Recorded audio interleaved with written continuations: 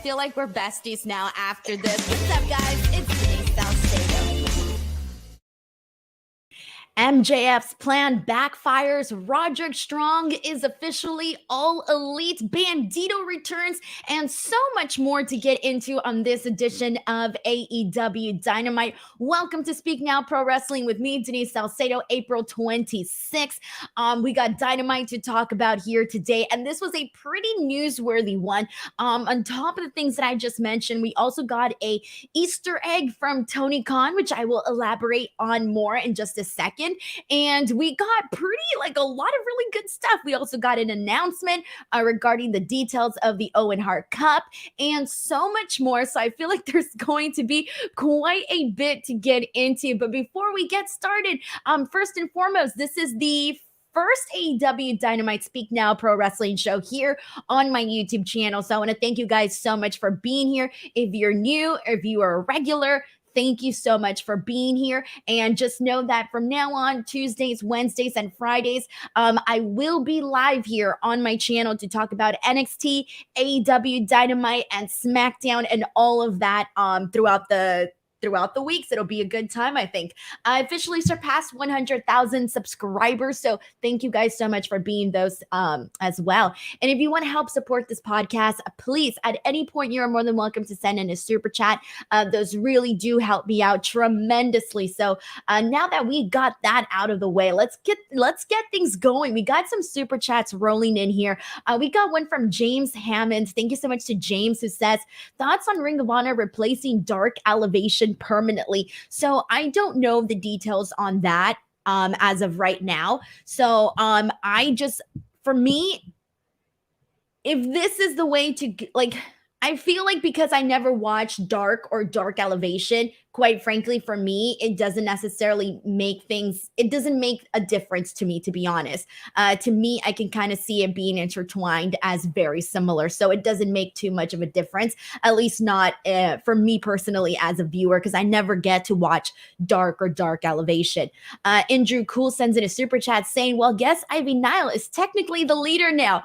Well, this is in reference to Diamond Mine, and we're going to talk about Roderick Strong in just a second, and I'll explain Andrew Cool's super chat in just a second for those of you who probably didn't get it just yet, because I know that's more of an NXT thing. So we'll talk about that in a moment, but thank you so much to Andrew. Grapple Geekery sends in a super chat saying, it was better than last week, but I was largely checked out during that effing finish to Taya versus Jade. TBS stands for the BS at this point. Okay, look, again, look, I'm going to be honest. I thought, and I'm going to talk more about this later on, but just to give Grapple Geekery some thoughts here with their super chat, the Taya Valkyrie Jade Cargill match, there was a lot of really good stuff in it, okay? With that being said, I did not like the finish either. I thought the finish was very, very weak, but I'm hoping that this isn't over yet. And I'm going to share more thoughts about that when we get into that match. But Grapple Geekery, thank you so much for sending in that super chat. I also want to welcome Tim Weininger Jr. for becoming a brand new member here of the YouTube channel. Tim, thank you so much for becoming a member. You get lots of cool perks for being a member. And we got a super chat here from Darmon, who says, hi, Will you have info on FanFest in the UK? Need to know how long I'm staying, as I'm from Ireland. Your shows are awesome. Thank you so much, Darman. So look, the AEW show that's going to be happening in London, it's still there's still not too much information in terms of what they're actually going to be doing, but I'm pretty I feel like, given that this is, their first show in London, I could only imagine that they're going to go all out and, do all of the events that they normally do out here in the United States. However, it's actually been a while since they've done the Fan Fest. I think the last Fan Fest that they did was at All In, because I was there. Or was it, I think they called it All Outside, actually. I think it was called All Outside. And I'm trying to think if there was another Fan Fest. I know they did one for Double or Nothing. in Las Vegas last year. And then they do different stuff. Sometimes they do like karaoke. I know they did a bowling event, but I don't know what they're going to do for London. But I imagine, or at least if I was running things, I would make sure to do something that was a big deal, considering that these are all you're going to be getting a huge amount of fans that haven't had that AEW experience before. So they're going to be looking to, get the most out of it. And also, I'm debating about going to the show. By the way, I've been talking with my good friend Luke Owen from Wrestle Talk. You guys know Luke Owen. And I've been talking to him about it. And so I'm probably going to go for the AEW show, All In Wembley Stadium. I haven't fully decided, guys, because damn, the freaking tickets are ridiculously expensive, and it's not even like the plane tickets are like over $1,000 from LA to London, but then on top of that, the hotels, like I could probably find a cheap hotel, but I'm gonna be like in the bottom of like I don't know what the hell kind of hotel it's gonna be. And so I was looking at them, and then like the really good ones are just like way too expensive, man. Or like even the ones that are decent are like $300, $500 a night. And I'm like, oh, brother, I cannot. I don't know about that, but I did find some package deals. I just got to make more. I got to just do a little bit more research. So if anybody has any tips on how to get cheap flights and cheap hotels from LA to London, please hit me up, man, because I'm trying to keep it under 2K. I'm trying to keep it like 1,500, and it's very, very hard. Simon Renshaw sends in a super chat saying, congrats on 100K. It was a fun show tonight. Thank you so much to Simon for the generous super chat. And yes, this was a fun show tonight. It's going to give us a whole lot to actually get into in regards to it. Heidi Ho sends in a super chat saying, Motorcycle had my attention tonight again. So let me know what's with him back to watch on the show. Wait, I don't get it. Wait, what are you talking about, Motorcycle? Oh, okay, your motorcycle. Sorry, I'm like, wait, did I miss something with a motorcycle on AEW? You literally had me racking my brain right now. I'm like, what the hell happened on the show with a motorcycle? I'm supposed to be reviewing the show. Okay, I'll let you know what's good and what you got to watch. I feel like this is going to be more of a newsy episode in terms of like, you probably get most of what you need to know from a review or whatever. But if you, but we'll talk more about that in just a second. Heidi Ho, thank you so much for sending that in. Uriel Landero sends in a super chat saying, is Wardlow not trusted to have a full match? Tell me there's a point to all the squashes. The act got stale months ago. Otherwise, good episode.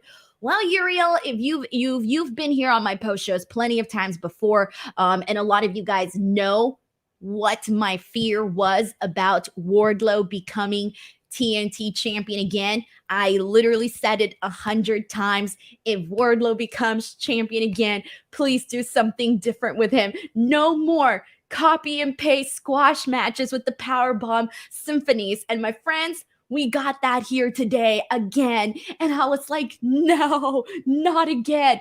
Look, I was irritated when I saw it. But at the same time, I'm holding out hope that this is a one-time thing, and we're going to sprint into this program with Christian Cage and Luchasaurus, and we're going to get some good stuff, because I cannot with the same matches over and over for Wardlow. It takes away from a lot of the amazing qualities that Wardlow has. Grapple Geekery also just became a member here of the YouTube channel. Thank you so much to Grapple Geekery. We got a super chat here from Nick Grosso who says, not crazy about the main event. The Butcher and the Blade should not be main eventing, and it ended with the same old BCC beatdown. Here's the thing about that.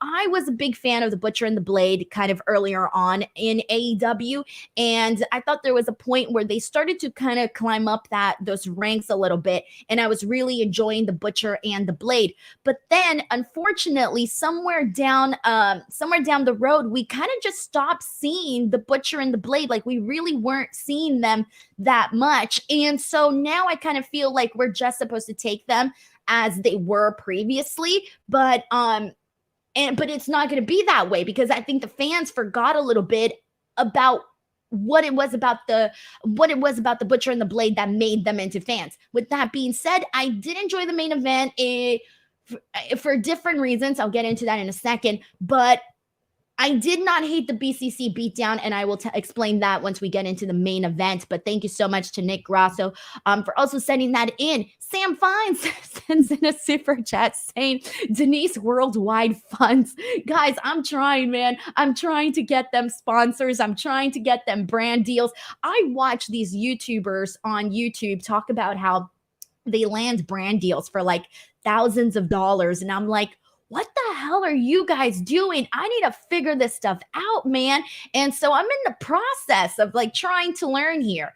Sheldon Jackson sends in a super chat saying, at this point, the TBS title don't mean shit because one person has held it and has done absolutely nothing with it. It's time for Jade to lose the title, take the next step, and go for the women's title. I agree with half of what you said, Sheldon. I agree with the fact that it's time to move on and crown a new TBS champion. I still think that person's going to be Taya. I just don't think they wanted it to happen tonight. I think they're saving the moment for it to be on a bigger stage. And also, like, for example, like Jade just hit, what was it? Her new record, 56-0. 56 is like a weird number to end it on. I've said this, like, you got to end it on a number that makes sense. I don't know, pitch a number, 69, 100, 75, 101. If it's like 102, that's just weird. You get me? Like, there's some numbers that just don't make sense. 56 to me, not a good number. You know what I mean here? Like, it's got to be a number that makes sense, at least in my opinion. But let's see what else we got here. Brandon Rosen sends in a super chat saying, I guess the answer to Jade's streak is to create another championship bout that the other women can win. Brandon, oh no, actually love what you wrote here, by the way. I love you segueing some WWE, some AEW all in one and molding it in together. God damn. All right, Brandon, that's a good super chat of the day thus far. I appreciate the humor. All right, we got to get into this show. I'm pulling up all your comments here, so let's get to it, guys. Thank you so much for everybody who's sending in some love. And okay, here we go. B.A. Charles, he's got some suggestions. 69, 420, 13 already passed, 666. God, we would probably be here for years. She'd have to have so many matches and just get them in very fast for us to hit those kinds of numbers. So anyways, B.A. Charles, thank you so much for that funny comment. But let's get into AEW and let's talk about what the hell went down on this show. And I'm going to kick things off. I'm going to switch the order here around because I want to get into the main topics first. And I'm going to kick things off with the debut of Roderick Strong into AEW. That is right. Roderick Strong is officially All Elite. So here's what went down.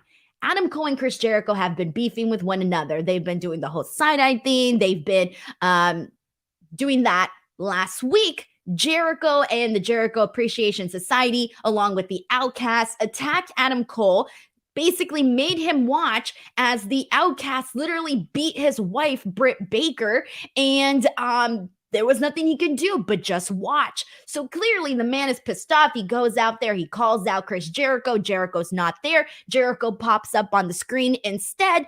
And during this, he allows for a distraction. And so we end up seeing the Jericho Appreciation coming out and attacking Adam Cole. So then Orange Cassidy and Bandido come out and they have Adam Cole's back. But it's still not enough. The Jericho Appreciation Society is still getting the upper hand on freaking Adam Cole, Bandido, and Orange Cassidy. And then all of a sudden, we see a Titantron. And no, it's not Sean Ross Sapp. I know everybody was tagging him. It's so funny because the RS with the logo, the way that they did it, it almost looked like it said SRS, which was really hilarious. I was dying when I saw people like writing that on Twitter. But anyways, so Roderick Strong comes out. He runs out there, has their back, helps them out, and this all ends up with Adam Cole and Roderick Strong hugging it out, and it's a reunited, undisputed era. So let's break this down. Let's talk about what the hell has been going on with Roderick Strong and why he finds himself here in AEW. So as I mentioned earlier, a lot of people kind of don't watch NXT a lot. Like it's a smaller audience, and I know this because, well, I review the shows every week, okay? And Roderick Strong never got the moment to go. He's been on NXT like the whole entire time. The whole entire time he was on NXT. Not recently. We have not seen him wrestle on NXT since last summer. Last summer was the last time we saw Roderick Strong wrestle on NXT television. He had a match against Apollo Crews, and that was like August of last year. So it's been quite a while. We had known that Roderick Strong basically wanted out of WWE. And the reason for this is, let's be real, he hit a dead end. The second that NXT went from the black and gold brand into this new version of NXT, the colorful NXT, the NXT 2.0, he just wasn't fitting in anymore. And I think he realized, like, hey, I'm not going to be going to the main roster anytime soon. I'm kind of just stuck here in NXT. And unfortunately, Roderick Strong was just stuck. He was there. He was part of the Diamond Mine. And Diamond Mine, man, that was something that quickly unraveled. Like, you had all of these members, and literally every week or every month or however the time period was, you just saw somebody disappear. Either someone was released, someone left the company, and it just unraveled very fast. So the last thing we saw of Roderick Strong, the last thing he did on NXT was him and the Creed brothers and Damon Kemp and Ivy Nile. And they were basically, I hate to say it, but Roderick Strong's character on NXT got incredibly annoying. And you know this if you were watching NXT, because the way that they presented him was as this whiny guy who basically was wanting to control the Creed brothers, and the Creed brothers wanted to do their own thing and they wanted to do something else. And so unfortunately, like, the latter end of Roderick Strong on NXT was not good. It was not good. It got to the point where I was just like, oh my God, this is not enjoyable. They need to figure out what the hell they're going to do with Roderick Strong. If they're going to keep him there, what the hell are they going to do with him? So I am so happy that Roderick Strong is out of NXT, because he just wasn't fitting in anymore. And it did not seem like he was going to be going to Raw or SmackDown, at least not that it didn't feel like he was. So now that he's back, now that he is officially All Elite in AEW, we now have in AEW Adam Cole, Roderick Strong, Kyle O'Reilly, who's injured. So I don't know how long he's going to be out for still, but he's been out for quite a while now, unfortunately. And Bobby Fish was originally in AEW, but is no longer in AEW. So Bobby Fish is gone, but you do have, Cole, Strong, and Kyle O'Reilly as, former members of the Undisputed Era in AEW. So I am excited to see this for Roderick Strong. And the reason I'm excited is because, again, after the black and gold era ended in NXT, it was almost like that was it for Roderick Strong. There was nothing more, nothing less that was going to happen for him on WWE. So this is kind of like, hopefully for him, the rebirth of something new, the start of something new, something fresh for Roderick Strong on AEW. So let's get some thoughts, guys. We're getting so many super chats here. Let me pull them up. We got one from David Kaplan, who says, hi, Denise. Let's say hypothetically CM Punk did return to WWE. Would he be booed or cheered? Also, do you see Goldberg signing with AEW? So first of all, I do not see CM Punk going back right now to WWE with all of the reports and rumors and everything circulating the upcoming AEW TV show on Saturday. We'll talk more about that later.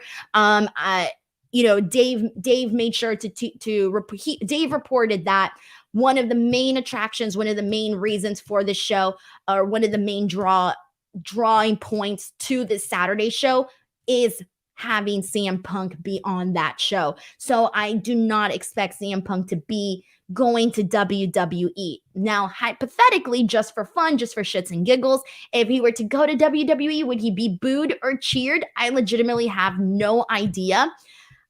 Because I would think he'd be cheered. I would think he'd be, I don't know. It would really depend.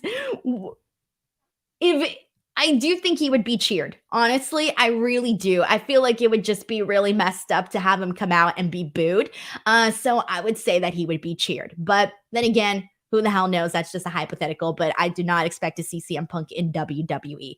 And as for Goldberg signing with AEW, for those of you who did not watch my 2023 predictions video, that was one of my crazy predictions, was that we would be seeing Goldberg in AEW. So I'm secretly hoping for it just so that I can get something right, aside from the Vince McMahon thing.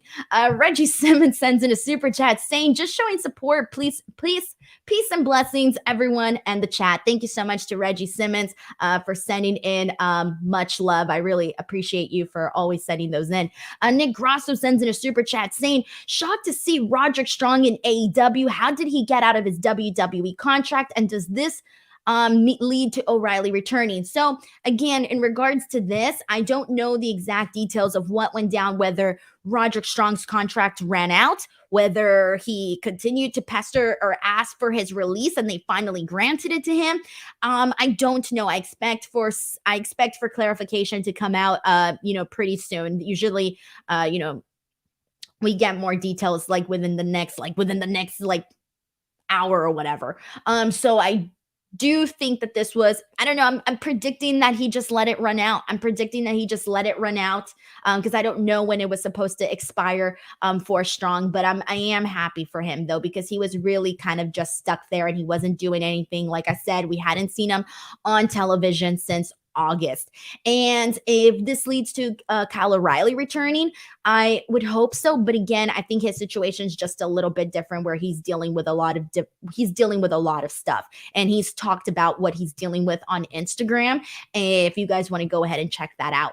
Heidi Ho sends in a super chat saying, please tell me Roderick Strong didn't run out in a hoodie, then reveal who he was immediately. No, he didn't. He came out and he had a Tron and everything, and it said Roderick Strong. So he didn't come out in a hoodie. He didn't take off no hoodie, nothing. He had the Tron and everything. We know that's your wrestling pet peeve, Heidi Ho. So thank you for sending that in. All right. So now let's go ahead and press on from here. And let's get into Tony Khan's announcement. I would say that's probably the next thing that I want to get into on this show. So Tony Khan's announcement was, I originally thought Tony Khan's announcement was going to be about the new Saturday show Collision, which has been, already rumored and reported all across the board. Okay. And so that's what I thought it was going to be about, but it wasn't. However, he did drop an Easter egg about Collision within this announcement. So the actual announcement that Tony Khan made is that the opening ceremonies for the Owen Hart Cup is officially going to be taking place at Double or Nothing. So in Las Vegas, they're going to do the opening ceremony. They're going to be having the tournament. Some of those matches will be taking place at Forbidden Door. I don't think all, I think just some. So some of the matches will be taking place at Forbidden Door. And then the actual finals of the Owen Hart Cup will be taking place in Calgary on July 15th. And you're probably thinking, okay, well, where's the Easter egg about Collision? Well, the Easter egg was the date July 15th. Look in your calendars, everybody. July 15th is not on a Wednesday. It is on a Saturday. So clearly, he's basically telling us, yes, there's going to be a Saturday show. And I'm assuming he's going to announce that whenever they officially plan to announce the upcoming show. But he pretty much told us without telling us. So we can pretty much be like, yay, or however you want to react about the Saturday show. So that's going to be happening on July 15th. So that was kind of the Easter egg within the actual announcement. So I think this is good. I like how he's kind of spreading this all out. We're getting something at Double or Nothing that ties into the Owen Hart Cup. We're getting something at Forbidden Door, and clearly we're getting something on a future AEW Collision show. So I do like that he's spread this out, and also that so much of this is happening in Canada because Forbidden Door's in Canada, and then the July 15th Calgary date. So all of that just feels like it's gonna mean a little bit more. So I feel like this was all good. All right. So there you go. That was the Tony Khan announcement. Now let's go ahead and get into everything else that went down on this show because there's still so much more. So I'm going to rewind all the way to the top of this. And we had Bandido return. He's officially back in AEW. He was kind of gone for a bit, and this was due to visa issues. He was pretty much wrestling everywhere else, but I don't know how visa stuff works with the United States. I don't know about that, but I knew that that was basically the issue there. But he's back. He's good to go. All is well. And he went into this match with Orange Cassidy for the AEW International Championship. Now, this was about like maybe a 20-minute or so match. They kind of did a lot in here. I thought that this one was really fun. I was mainly just happy to see Bandido back. It was a little bit of a different style in terms of like Bandido wasn't necessarily, going at 150 miles per hour, but he and Orange Cassidy were kind of having some fun. Orange Cassidy was being Orange Cassidy and doing his bit where, he doesn't really lay it in and he's just, doing things in slow motion and all of that. And so this match was kind of paced in a way where I felt like we would get some fun moments where things kind of sped up a little bit and we got some nice little back and forth with Bandido and Orange Cassidy. And these are two guys that, because of their styles, you know that they can have this type of match. But then we kind of went into these dips where we were mainly kind of seeing a little bit of comedy and Orange Cassidy and then Bandido not really wanting to like reciprocate that, obviously. So, Orange Cassidy's barely trying to chop him. Meanwhile, Bandido's just like, bam, here's your chop. And Orange Cassidy's just like, ooh.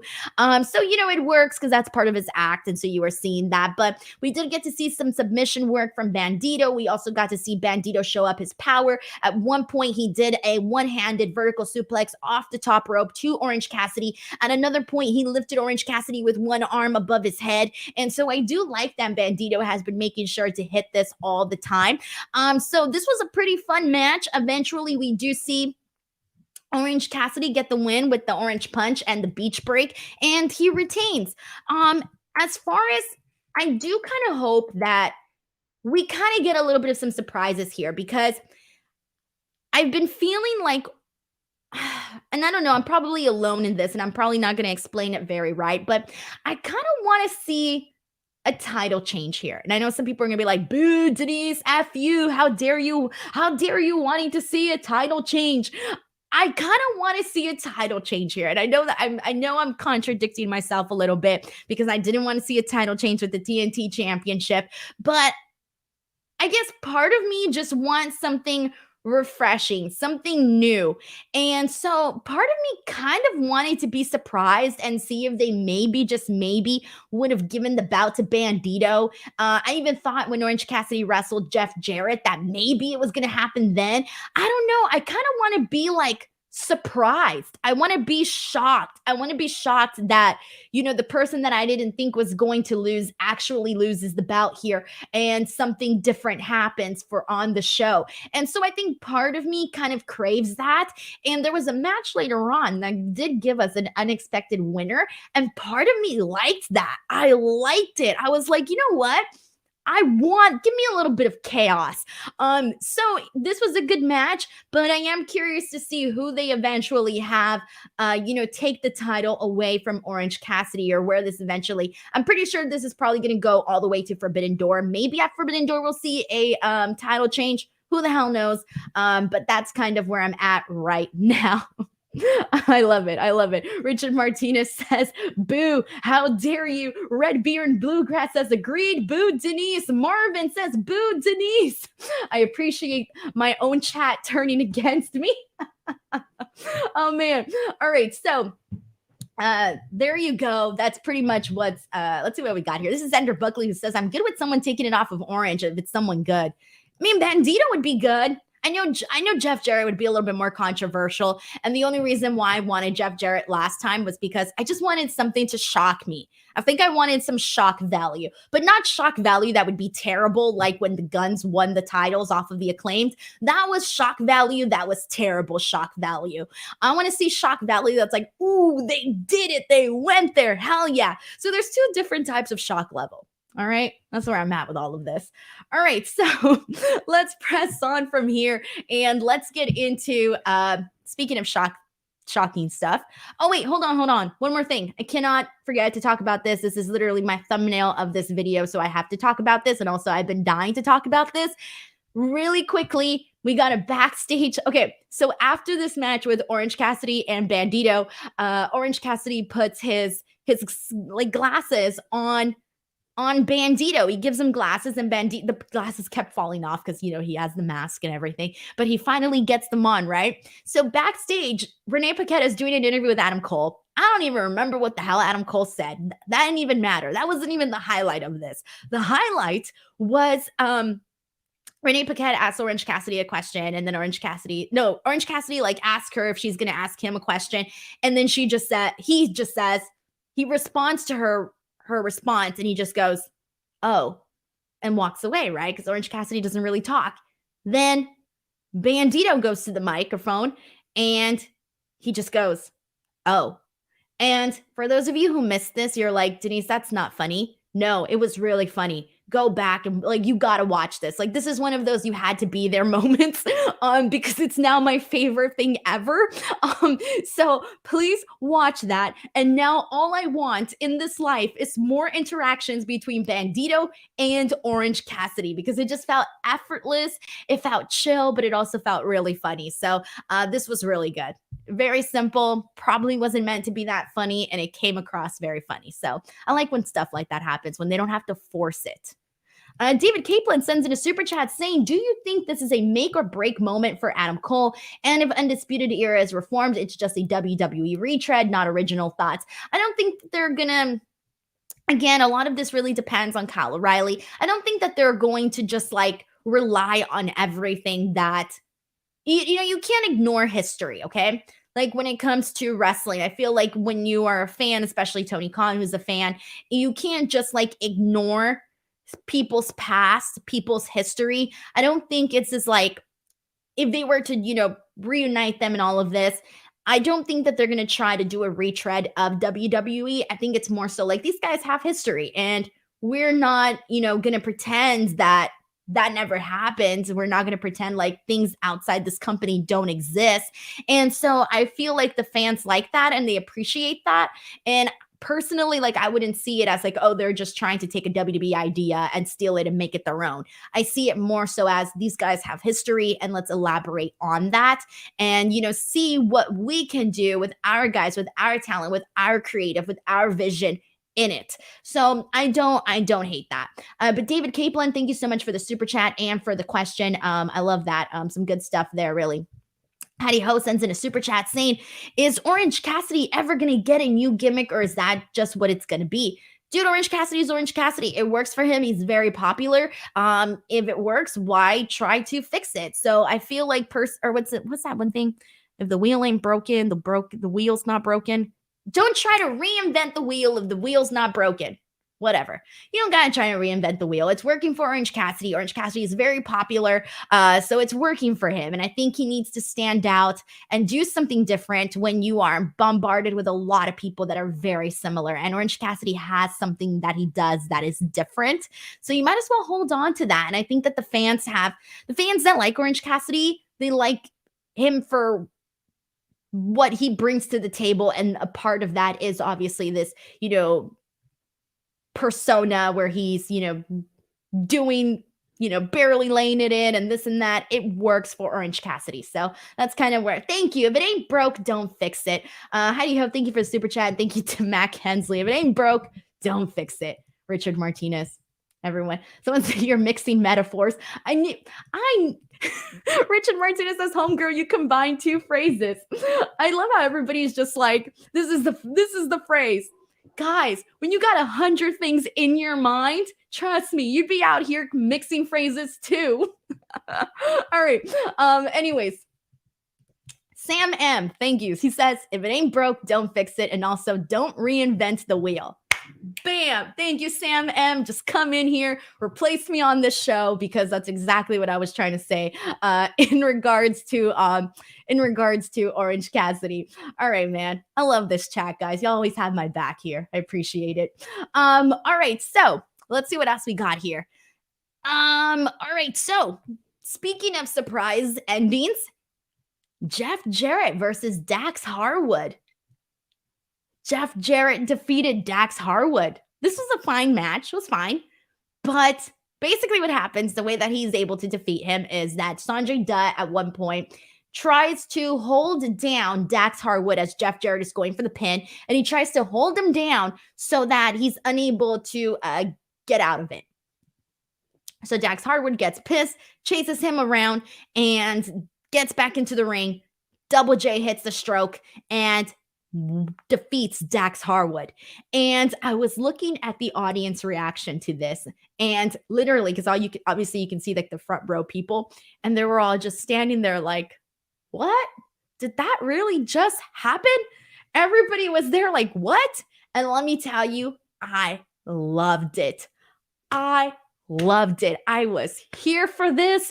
I was like, yes, something unexpected happened. I appreciate this. You guys know I'm a Double J fan. If Will was here, we'd be arguing about this right now. But you know what? He ain't here. So I can spread my Double J propaganda on this show. So I personally kind of loved how everybody was just sitting there like, what the fuck what just happened? Jeff Jarrett defeated Dax Harwood. And afterwards, they pretty much teased that like, hey, you know what? Jeff Jarrett and Jay Lethal should probably be getting a shot at the titles since Jeff Jarrett just defeated Dax Harwood. So I know a lot of people were sitting there with egg on their face, but damn, did I enjoy this. I enjoyed the chaos here. Justin Martin sends in a super chat. Thank you so much to Justin, who says, my sister said, when wrestling ends, when there's no more wrestling anywhere, that'll be when Jeff Jarrett's career's over. She's probably right. So I was like, for those of you who are members, you can go and actually watch all of these podcasts for the wrestling rewinds that I did. And what I did there was I rewatched every single WrestleMania. And there was times where I'm talking about like the earliest like Jeff Jarrett WrestleMania appearances. And I'm thinking to myself like, man, this was like 20 years ago. And I'm, talking about him like 20 years ago right now on the show. And in a couple of hours, I'm going to be talking about him on another show that's currently going on right now. Look, if you ask me, that's kind of fucking cool. Not a lot of people can say that. Not a lot of people can say that they've been going for so long, have been working in all these different types of positions, in front of the camera, behind the camera, with different companies, different promotions. Man, what can I say? I think that's pretty cool. Justin Martin, thank you so much for the super chat, and your sister is probably right there. All right, so let's go ahead and press on from here. Zena Lauer says, I agree, Denise, F. Jeff Jarrett, though. Simeon says, Denise, I used to like you. Oh, man. I know it. I remember, and I say this all the time, but I remember when Jeff Jarrett came into AEW and people were freaking pissed, man. I could not read my comments after that video because I was one of the few people that was defending it. I defended it. And I remember that was a complicated night. But you know what? I kind of feel like, look, I haven't been hating what Jeff Jarrett has done on AEW. But let's press on. I had talked about this earlier, but I need to take a second to properly express my frustrations here. Wardlow versus, I don't even know who, it was a squash. Powerbomb Symphony squash match. You've seen this match. You've seen this match once, twice, 3 times, 4 times, 5 times. You've seen this match a bunch of times. I said this earlier, and I've said this on a million other shows. I don't want to see the same Wardlow match. I'm done. I'm done seeing the same Wardlow match. My favorite things about Wardlow are when he goes out there and he shows off all of you forget sometimes that Wardlow is very, very agile and he can do these things that a guy his size you would think cannot do. And when he's had these bouts with guys that actually challenge him, the matches are so fun. The stuff that he did with Brian Cage, Darby, Samoa Joe, so many good matches that we've seen with Wardlow. So you can get those. You can get those matches with depth. Instead, what they did with Wardlow's first run as TNT champion was squash match, squash match, squash match. And that quickly took away from Wardlow, because before he had the belt, some of the things that, obviously everything that he did with MJF got him very, very hot. Double or Nothing was like the peak of Wardlow. That was his peak right there when he defeated MJF. That was the very mountaintop right there. And so then, it took forever to get the TNT Championship belt on him. And prior to that, like, it was cool when he was going out there and he was beating up like 50 security guards and, being a madman. All of that was freaking cool, man. All of it worked. And even the program that he did with Samoa Joe and Powerhouse Hobbs, even that was like, okay, you know what? Cool. Like, I'm liking what we're getting here, but we all wanted to see Hobbs be champion. He becomes champion, and we're like, okay, well, let's see a little bit more. No, they quickly ended that, and then we go back to Wardlow as TNT champion, and I'm thinking, okay, you know what? I'm not mad. I said this last time. I was like, yeah, I'm bummed out that Hobbs didn't actually get a full run, but I'm not going to be mad because Wardlow looks like he's going into this program with Christian Cage and Luchasaurus, so I'm really looking forward to that. And so we are still doing that, except that they had to do the same copy and paste squash match here today. So that's the one thing where I'm like, you could have still done everything that they did with Christian Cage and Luchasaurus afterwards. You could have still done the stare down, but you know what else you could have done? You could have given Wardlow a competitor that maybe could have had just a bit better or a different match, okay? Like, he can go out there and have a good little, 5-minute match or so that's different with somebody else, and then, come out on top, have the moment with Christian Cage and Luchasaurus, and that would have been so much better. But I really hope that they don't keep doing this, because it's gotten old already, and it's taking more away from Wardlow than I think it is adding to Wardlow. So that's where I'm at. I didn't care too much for the post stuff either, because afterwards you just had Christian Cage and Luchasaurus come out, and I'm thinking, okay, let's get some words. Let's see what we're going to get. They stare at each other, and then that's it. So I can't say much. There's nothing to add. Went to you guys. That's it. That's all we got. Sam M sends in a super chat. Thank you, Sam M. I didn't write a comment, but I still appreciate you sending this in. Really, thank you so much to Sam for sending this in. Steven here, who is a member of the YouTube channel, says, Jeff Jarrett is great for AEW. He knows how to get heat. He definitely does, and I think that's part of the reason why so many people hate him, because he's really good at getting that heat. Abstract Dogma sends in who's a YouTube member, says, I agree with you, Denise, but the live audiences love the Powerbomb Symphony. I think the live audiences love everything, because the live audience is there to have a good time. They're not there to not react, okay? If you're going to go to the show, you're going to go to a show because you want to cheer, you want to boo, you want to have a good time. So unless they're giving you absolute dog shit and there's no reaction to something, then that's a problem. But for the most part, the audience will react. And so, yeah, that's kind of how I feel. But the TV audience is like, been there, seen it, done that. Abstract Dogma, thank you so much for being a YouTube member as well.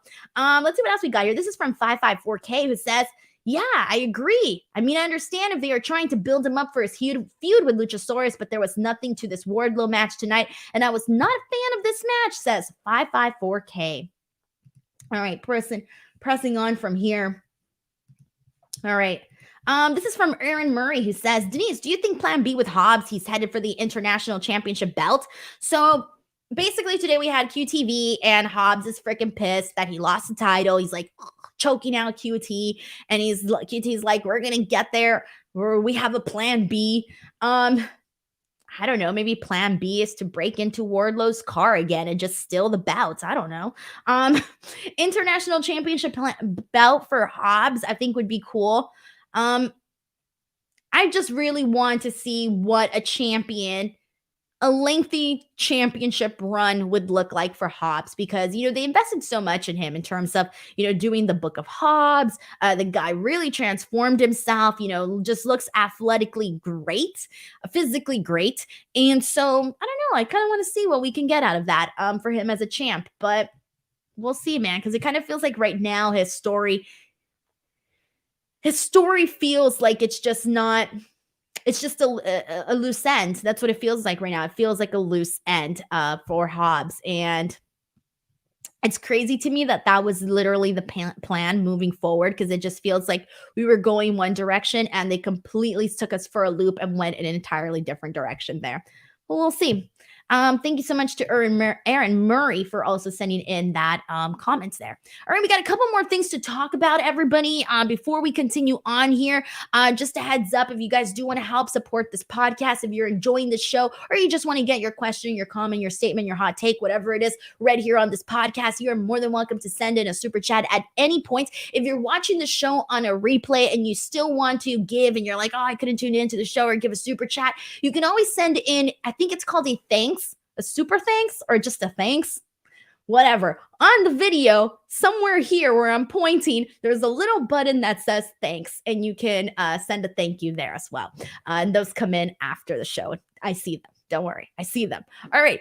Moving on from here, let's go ahead and get into the next match. And let's talk about Sammy Guevara versus Darby Allin, with the winner going on to face MJF at Double or Nothing. So MJF's plan has completely backfired, at least as of right now. But we all knew it would. We all knew it would. So last week, all of a sudden, Sammy Guevara and MJF became the bestest friends for life, okay? They became BFFs.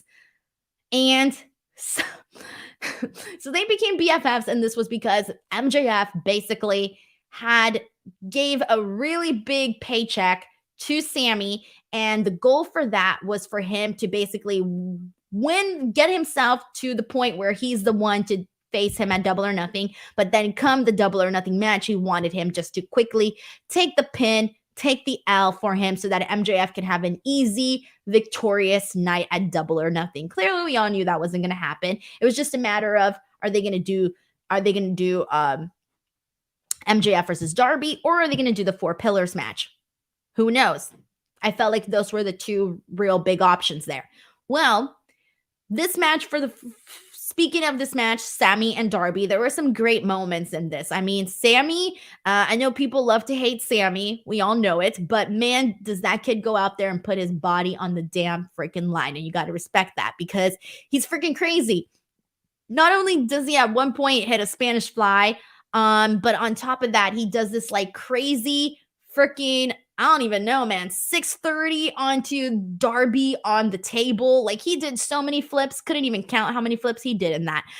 So it was a very big spot, honestly, and it looked freaking sick. The camera angle was sick, the height was sick, the execution was sick. All of it across the board just really worked out for this big, massive moment. And Sammy's kind of known for doing stuff like this in his matches now, or has been for quite a while, rather. But there's a moment during this match where MJF leaves commentary and he gives Darby his skateboard while the referee's not looking. And we end up seeing Sammy thrown on the floor, pretending like Darby hit him with the skateboard. So by the time the referee turns around, he thinks that Darby cheated. And so he calls a DQ. This was a hot mess, guys. I did not like the way all of this kind of worked itself out, but whatever. This is where we're at. So he calls a DQ, and Sammy wins the match. So they announce Sammy versus MJF at Double or Nothing. We all know that's not the match we're getting. On commentary, Tony Schiavone is like, oh my God, Tony Khan is in my ear and he's telling me something. And I'm thinking, okay, maybe they're just going to restart the match, because clearly Tony's watching backstage and he saw that, Darby Allin got him treated unfairly and the match should restart, right? No. Instead, they just say, Tony Khan says that Sammy, because he won the Pillars tournament, he's in the match. But instead, we're going to do a match next week. So next week, we're going to have a tag team match between Sammy Guevara and MJF versus Jungle Boy and Darby Allin. So if Sammy and MJF win the match at Double or Nothing stays as is. Sammy versus MJF. If Jungle Boy and Darby Allin win the match, it becomes a four-way. So we all know what's going to happen here, especially because afterwards we had MJF walking backstage, Sammy following behind him. He gets into his fancy car, and Sammy's thinking he's going to catch a ride with him. And MJF's like, oh no, like it's crowded in here. You don't fit. Sorry, you have to go, right?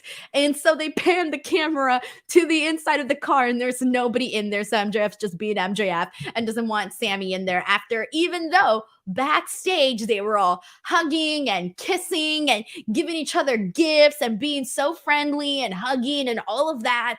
And so now all of a sudden he's completely forgotten about the guy. And here's the thing, I didn't really love the way that we kind of got here. And the reason I say this is because the reason I was first interested in the Four Pillars tournament, or not tournament, Four Pillars match, the Fatal 4-Way, the reason why I was first and foremost interested in this was because I loved all of the promos that all of these guys did. Jungle Boy, Darby, Sammy, that first one that we got, that was really good, okay? And even though Sammy's a heel, I still like Sammy in that. I thought he did great. And so that was like, to me, that was the drawing reason. That was the reason why I was drawn to it. So then afterwards, we go about it this direction where MJF offers him the money and Sammy takes it, right? Gives him a ridiculous amount. MJF agrees to it. Okay, I get that where we're coming from. But then at the same time, it's like I kind of feel that it doesn't make me want to see Sammy in the match. Because to me, it basically undoes everything he said in that first promo that they did when they were all telling MJF how they're better than him and why they deserve to be AEW champion. To me, it completely undoes that. It completely unravels it completely. And so then afterwards, during this match, I didn't like that they did the whole thing where Tony Khan was like, oh, Sammy, you won, so you're in. Where it's like, wait, we all saw him cheat. So I thought it would have made more sense for them to restart the match, or I thought it would have made more sense for them to do that. So basically it's saying like, yeah, we saw you cheat, but it's cool. It's fine. You still win. And so I didn't really love that portion of this either. And so I just kind of thought like we zigzagged too much to get to the 4-way.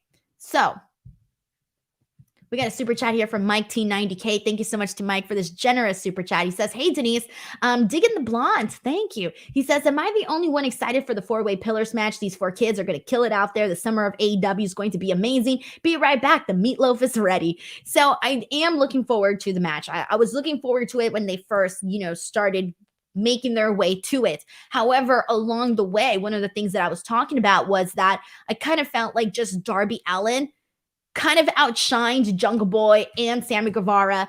And so I kind of just wanted to, I would have been okay with just Darby versus MJF. I'm cool with the Four Pillars match. I'm totally cool with that. But I did think that the story, though, kind of lended itself more to my interest being more so in MJF and Darby.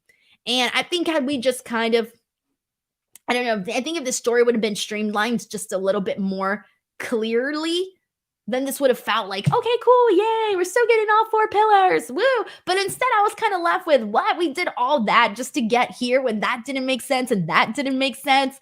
So it's fine though. I'm looking forward to the match. And it's going to be interesting to see how it works out, because I do think that clearly we've already seen these guys wrestle. We've already seen them wrestle. We've seen them have their matches against MJF. This was something that I was already talked about previously, especially that MJF Darby match.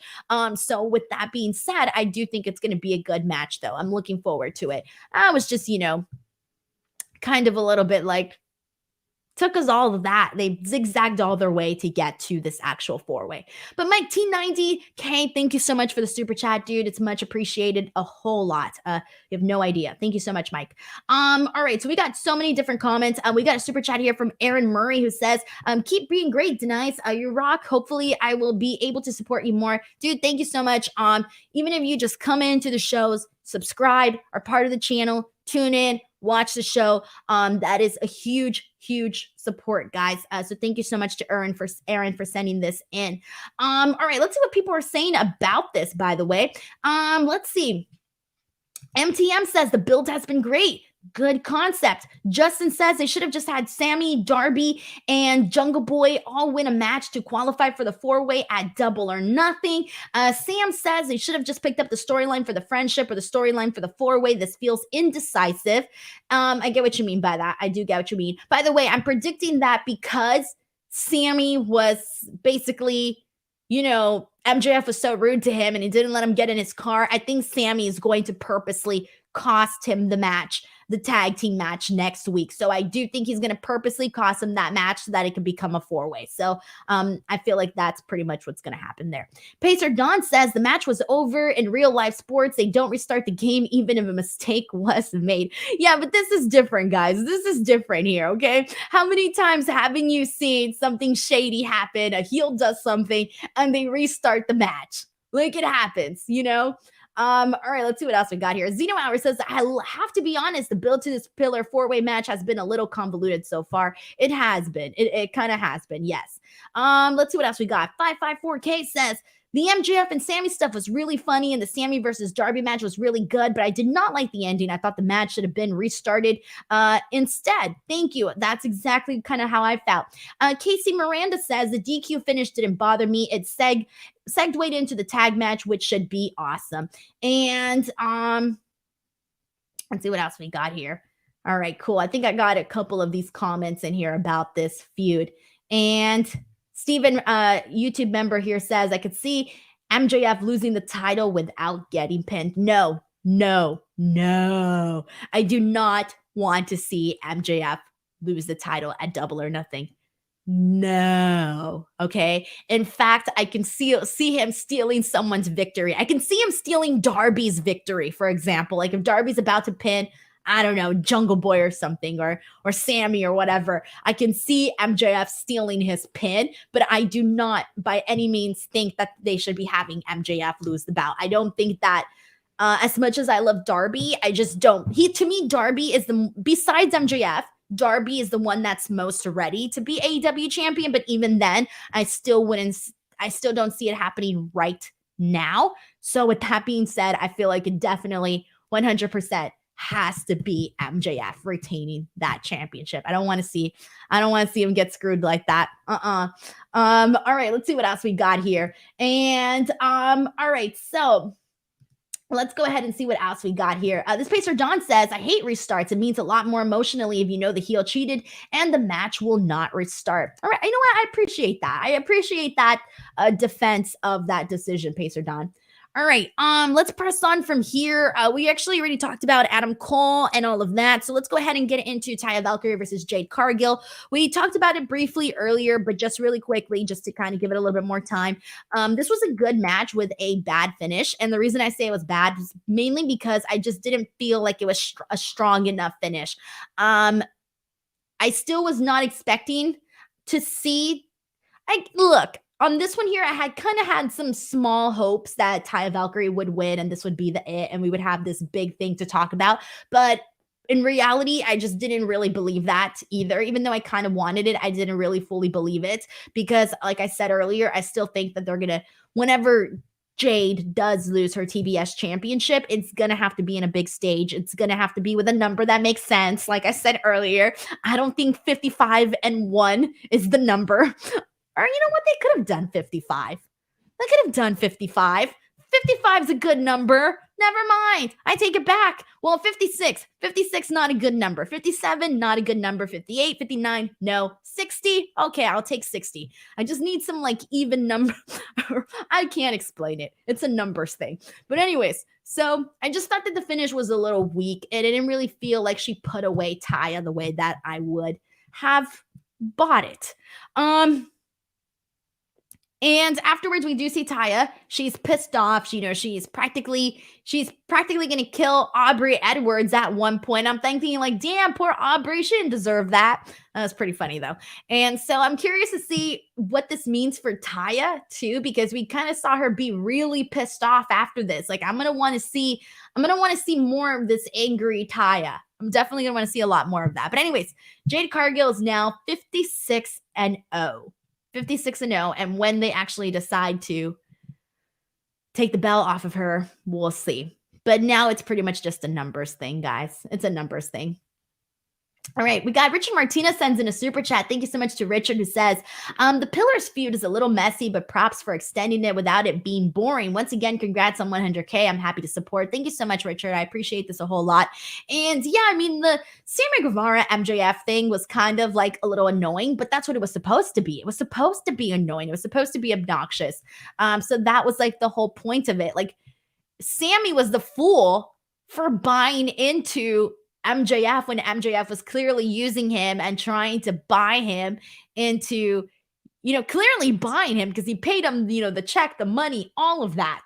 So Sammy here was the fool. He was the clown. He was Bobo the clown in all of this, not MJF. MJF had a plan, man, and he stuck to it.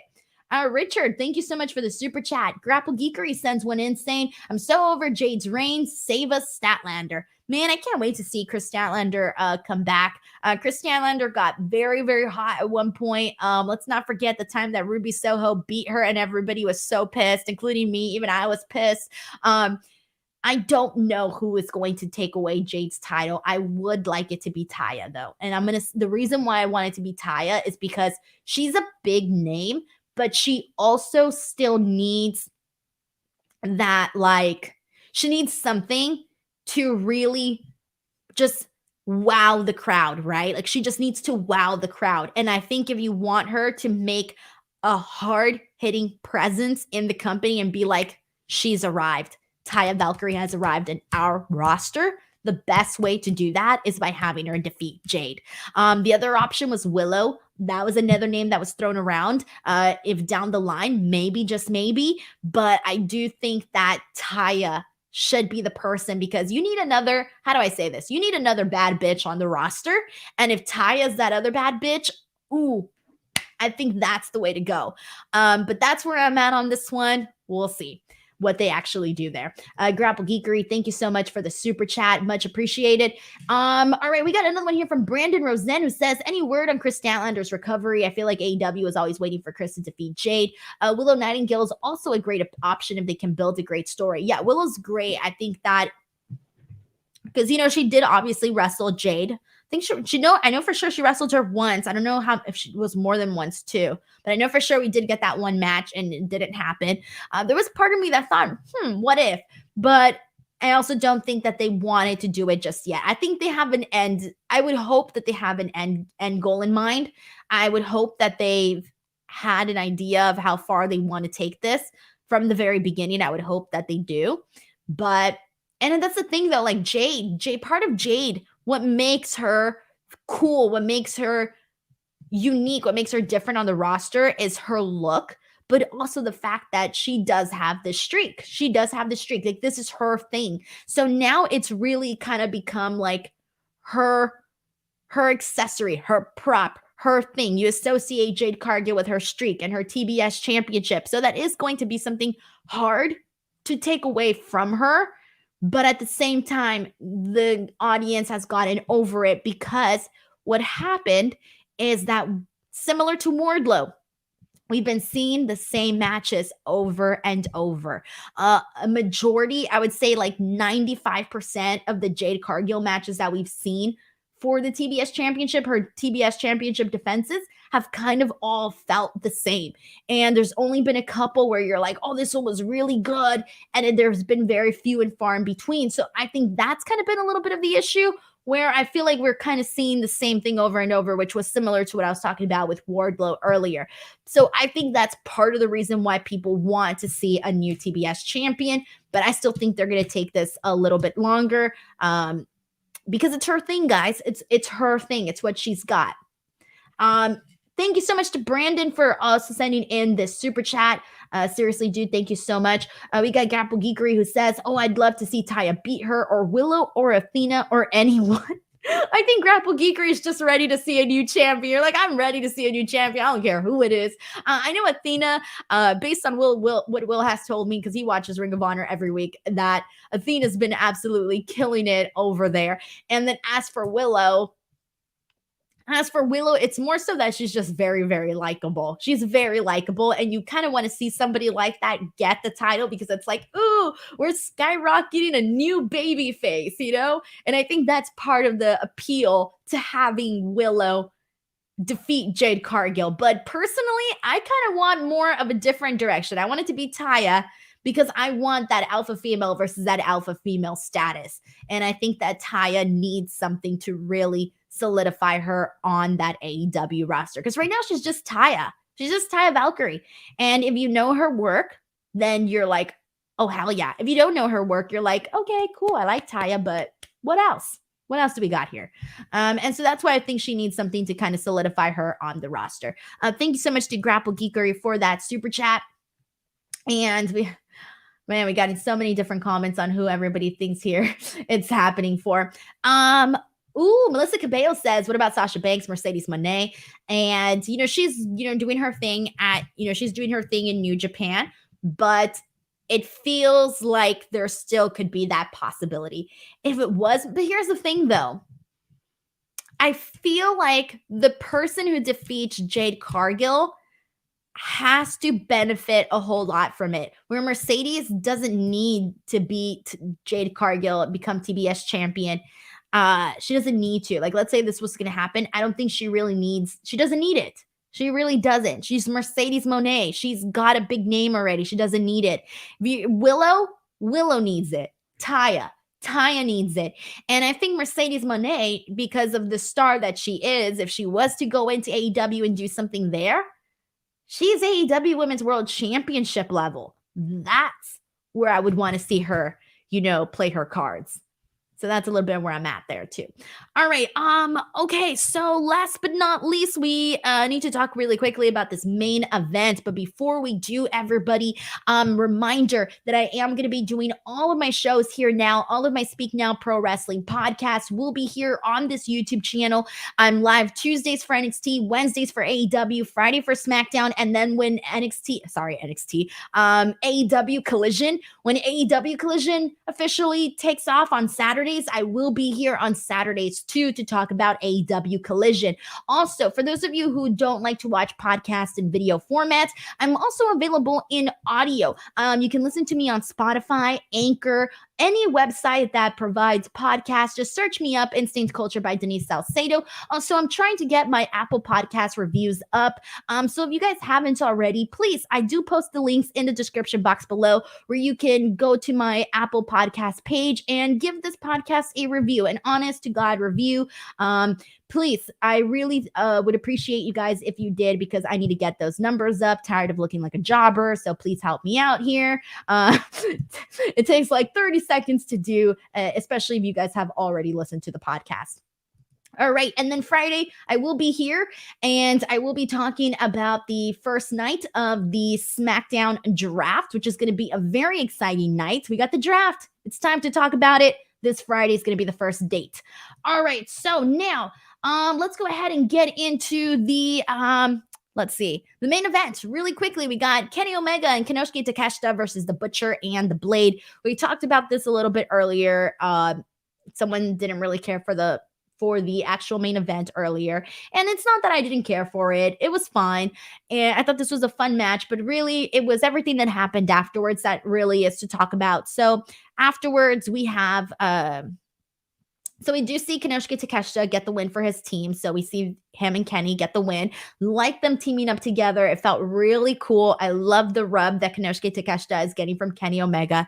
That's really great. The post-match, we saw Bryan Danielson, who had spent his entire time on commentary during this match, come down and he's basically calling Kenny Omega tired looking and that he's just living off of his legacy that he built in Japan. And this basically leads to an attack from behind from the BCC. They attack Kenny and Takeshita, and they bring back the screwdriver. And just when you think they're going to get Kenny with it, the Young Bucks go out there. They run out there. They super kick everybody. It's a super kick party. And then we see I was gonna say KT because I write Konosuke Takeshita as KT on my notes, so I'm like KT. Uh, so Takeshita, actually, he's always at the wrong place at the wrong time, man. He freaking got brought into this whole thing by Don Callis, and now the BCC at one point thinks that he's gonna join them, and he's not. He's like, no, no, no, I'm not trying to join you guys. This, and that. So he's basically just standing there. The BCC ends up getting him with a low blow, and he ends up taking the screwdriver by Jon Moxley, and the poor kid is out there bleeding on the mat, and nobody has worse luck on this roster than Konosuke Takeshita, because something always happens to him. He gets brought out to drama that he wasn't part of, and now he's part of the drama, and he has to take a screwdriver to the head, and is left there like a bloody pulp. Poor Konosuke Takeshita.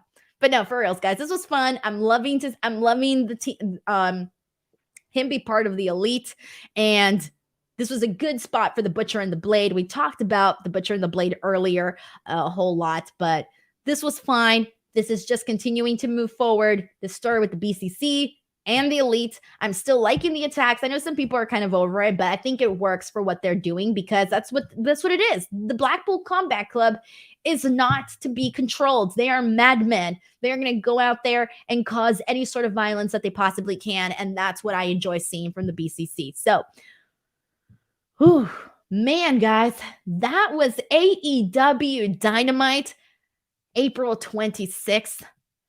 Thank you guys so much for being here, as always. And please, if you haven't already, subscribe. If this was your first time watching the show, please tweet me. Let me know what you guys thought about the show. Leave a comment. I always go in and read the comments on my YouTube channel, so I'm always reading what you guys are saying. I'm very, very in tune. I know so many of you guys by name, and you guys know that I know you by name. I try to remember so many of you. So please leave some comments. The more active you are, the more I remember you guys, and it just makes it for a really fun community on here. So thank you guys so much, and I will catch you back here on Friday for the WWE Draft Night 1 on SmackDown. Thank you guys so much. Catch you guys later. Bye, everyone.